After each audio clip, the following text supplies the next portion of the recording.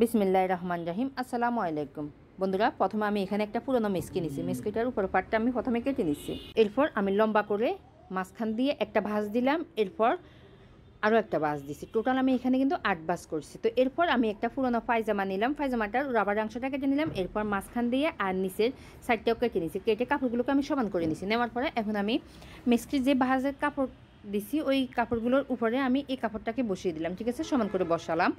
বসানোর পরে বাড়তি যে কাপড় আছে এই কাপড়গুলো আমি কেটে নিছি। কেটে নেওয়ার পরে এই যে আমি এখন আরও একটা কাপড় নিলাম, এই কাপড়টাকেও আমি উপরে বসিয়ে দিব, ঠিক আছে। সমান করে বসাবো। বসানোর পরে আমি কাপড়টিকে উল্টিয়ে নিছি। উল্টিয়ে নেওয়ার পরে এখন আমি বাড়তি যে কাপড় আছে ওই কাপড়গুলো কেটে নিছি। এখন আমি এই যে সমান করে মেপে আপনাদের দেখিয়ে দিচ্ছি আমি লম্বায় কতটুকু নিছি। আমি লম্বায় 21 ইঞ্চি নিছি। তো এরপর আমি এই যে ছড়াটা 16 ইঞ্চি নিছি, ঠিক আছে। পাপোশটির লম্বা হবে 21 ইঞ্চি আর ছড়া হবে 16 ইঞ্চি। তো এরপর আমি এই যে 3টে দাগ দিব। প্রথমে আমি 7 ইঞ্চিতে একটা দাগ দিলাম, এরপর 14 ইঞ্চিতে আরও একটা দাগ দিছি, অর্থাৎ 7 দিয়ে আমি 21কে 3 ভাগ করছি, ঠিক আছে। তো এরপর এই যে 5.5 ইঞ্চিতে আমি আরেকটা দাগ দিছি, এরপর 10 ইঞ্চিতে আরও একটা দাগ দিছি, ঠিক আছে। তো এখন আমি এই যে লম্বা করে দাগগুলো মিলিয়ে দেবো ঘর ঘর করে, ঠিক আছে বন্ধুরা। আমি আজকে পুরনো মেসকি দিয়ে সুন্দর একটি পাপোশ তৈরি করব। তো আপনারা ভিডিও শেষ পর্যন্ত দেখলে বুঝতে পারবেন খুবই সুন্দর হয়েছে পাপোশটি। আমি এই যে সেলাইটাও শেয়ার করছি আপনাদেরকে। তো এই যে একটা কাপড় নিলাম এখানে এই লম্বায়, এই কাপড়টির ছড়া আমি 1.5 ইঞ্চি দিচ্ছি। এরপর এই যে মাঝখান দিয়ে আমি 2টা ভাঁজ দিছি। দেওয়ার পরে আমি পাইপিংয়ের মতো করে এই যে কাপড়গুলোকে বসালাম, ঠিক আছে। তো এরপর আমি এখানে আরও একটা টুকরো কাপড় নিলাম। এই টুকরো কাপড়ে 2 ইঞ্চি করে 2 দিকে নিচ্ছি। নেওয়ার পরে আমি এই যে পাতার মতো করে তৈরি করে নিলাম। নেওয়ার পরে বাড়তি যে কাপড় আছে কাপড়গুলো কেটে নিচ্ছি, ঠিক আছে। এই কাপড়গুলো না কাটলেও হবে, আমি আপনাদের দেখিয়ে দিলাম আর কি। তো এই যে এই ফুলগুলোকে এই মাঝখান বরাবর এভাবে করে বসানো যায়। তো এই যে আমি কর্নারে বসাবো, ঠিক আছে। আমি দুদিকে দেখিয়ে দিচ্ছি যেভাবে আপনাদের ভালো লাগে আর কি। তো আমি কর্নারে বসাবো ফুলগুলোকে। এরপর আমি আরও একটা এই কাপড়ে নিচ্ছি পাইপিংয়ের জন্য। এই পাইপিংটাকেও আমি ঠিক এই যে এই দাগের উপরে বসালাম। বসানোর পরে এই যে কর্নারে আমি পাতাগুলোকে দেবো, ঠিক আছে। পাতাগুলোকে এই যে এভাবে করে বসাতে হবে।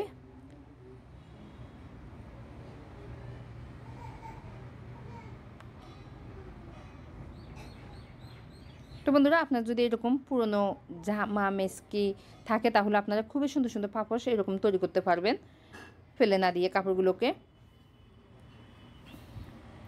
তো এই যে এভাবে করে বসাতে হবে। বসানোর পরে আমি আলপিন দিয়ে আটকিয়ে নেব, ঠিক আছে। আলপিন দিয়ে এভাবে করে আটকিয়ে নিলে তারপর আর খুলে যাবে না, আপনার সেলাই করতে খুবই সুবিধা হবে। সেলাই করার সময় আপনার আর কষ্ট হবে না, ঠিক আছে। তো এই যে এই কন্যার শাড়িটার ভিতর কিন্তু আমি বসাবো। তো এখানেও আমি আটকিয়ে নিব, ঠিক আছে।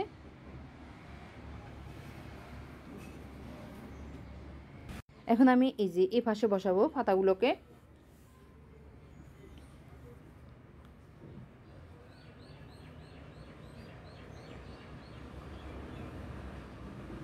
সমান করে সুন্দর করে বসাতে হবে যেন খুলে না যায়।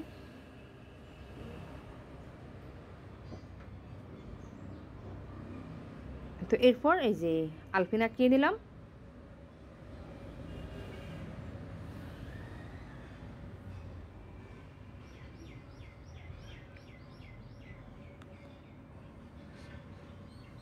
তো এভাবে করে এগুলোর ভিতরে বসাতে হবে, ঠিক আছে। আমি অফ ক্যামেরা কিন্তু এগুলোর ভিতরে বসালাম।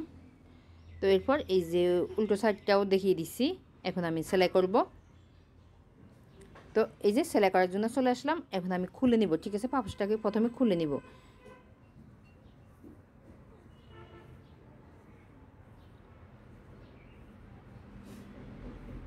তো এখন আমি এই যে সেলাই করব। সেলাই করার আগে কিন্তু এই যে সমান করে কাপড়গুলোকে ধরবেন, উপরে কাপড় আর নিচে কাপড়, ঠিক আছে। এরপর আলপিনটাকে একটা একটা করে খুলে নিতে হবে। সেলাই করার সময় একটা একটা করে আলপিনগুলো কিন্তু খুলে নিতে হবে। এরপর আবারও ঠিক করে বসাতে হবে যেন খুলে না যায় বা বাঁকা না হয়, এই জন্য, ঠিক আছে।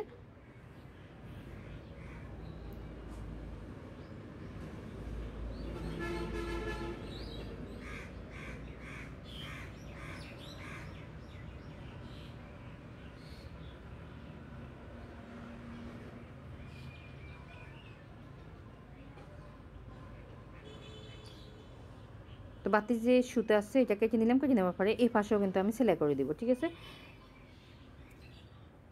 বন্ধুরা। পাপোশটি কিন্তু সত্যি খুব সুন্দর হয়েছে। যদি ভিডিওটি শেষ পর্যন্ত দেখেন আশা করি আপনাদের ভালো লাগবে। আর আপনি যদি আমার চ্যানেলে নতুন হয়ে থাকেন প্লিজ আমার চ্যানেল থেকে একবার হলো ঘুরে আসবেন, আমার এই নিডল ওয়ার্কের চ্যানেল থেকে একবার হলো ঘুরে আসবেন।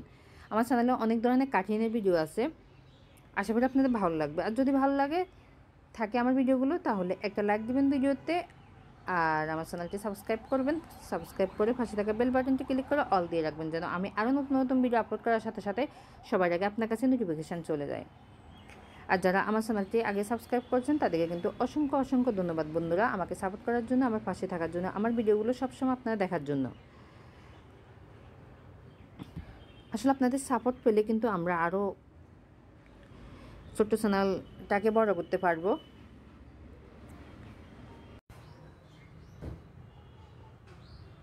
তো সুতাটি কেটে নিলাম, কেটে নেওয়ার পরে দুই দিকে কিন্তু আমি সেলাই করে নিয়েছি। এখন আমি এই যে এই পাশে সেলাই করব।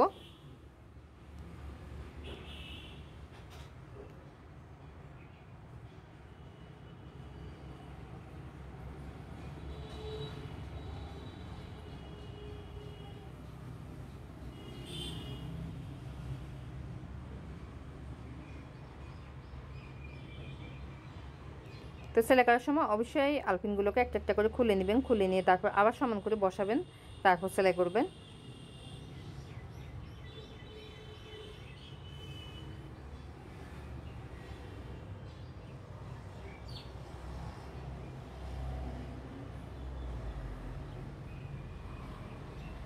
আপনারাও কিন্তু এই যে পুরনো জামাগুলোকে ফেলে না দিয়ে এরকম সুন্দর সুন্দর পাপোশ তৈরি করতে পারবেন খুব সহজে। ঠিক আছে, একটা ডিজাইন দেখলে বাকি ডিজাইনগুলো নিজেরাও তৈরি করতে পারবেন। তো বাড়তি যে কাপড় আছে, এই যে আঁকা বাঁকা কাপড়গুলোকে আমি কেটে নিচ্ছি। ঠিক আছে, কাপড়গুলোকে সমান করে কেটে নিতে হবে আগে সাইডগুলো সেলাই করার জন্য। তো এরপর এই যে এখানে আমি 2.5 ইঞ্চিতে আরও একটা কাপড় নিলাম সাইড সেলাই করার জন্য। তো প্রথমে কাপড়টিকে ঠিক এই যে এভাবে করে উল্টো সাইডে বসাতে হবে। ঠিক আছে,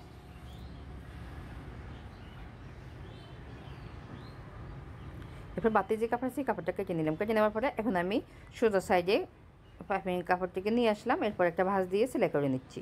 তো এরপর এই যে এই সাইডটা সেলাই করব। ঠিক আছে, একই নিয়মে।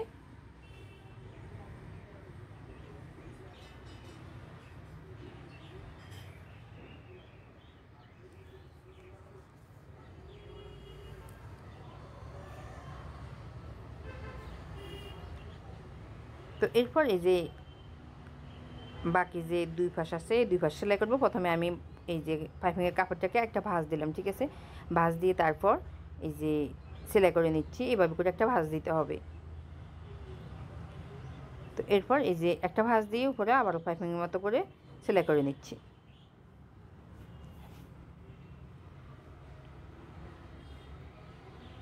তো এরপর এই যে এই পাশটা সেলাই করব।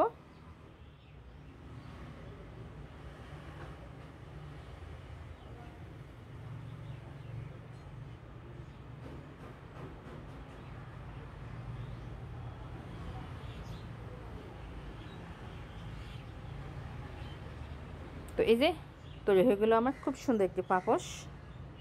আজকের জন্য এখানে বিদায়, আবারও হাজির হব আরও কোনো নতুন ভিডিও নিয়ে। সবাই ভালো থাকবেন, সুস্থ থাকবেন এবং নিরাপদে থাকবেন। আল্লাহ হাফেজ।